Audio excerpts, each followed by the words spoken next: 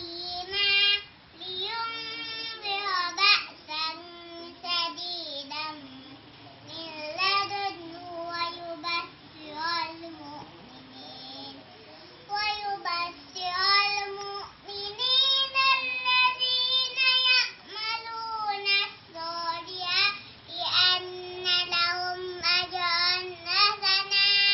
ماكثين فيه أبدا وينذر الذين قالوا اتخذ الله ولدا ما لهم به من علم ولا لآبائهم كبرت كلمة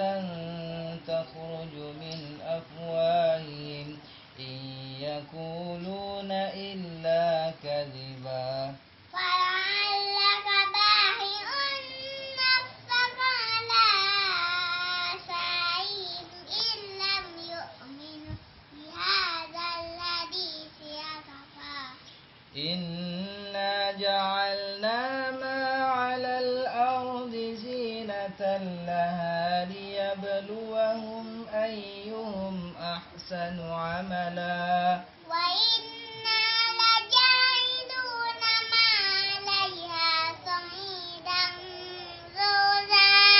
أم حسبت أن أصحاب الكهف والرقيم كانوا من آياتنا عجبا إذ أوى الفتية إلى الكهف فقالوا ربنا آتنا من لدنك رحمة وهيئ لنا من أمرنا رشدا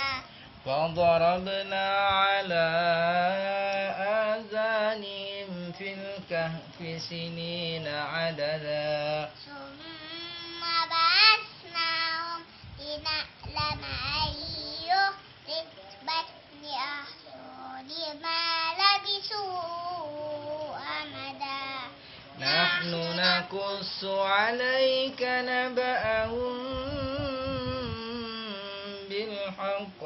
إنهم فتية آمنوا بربهم وزدناهم هدى وربطنا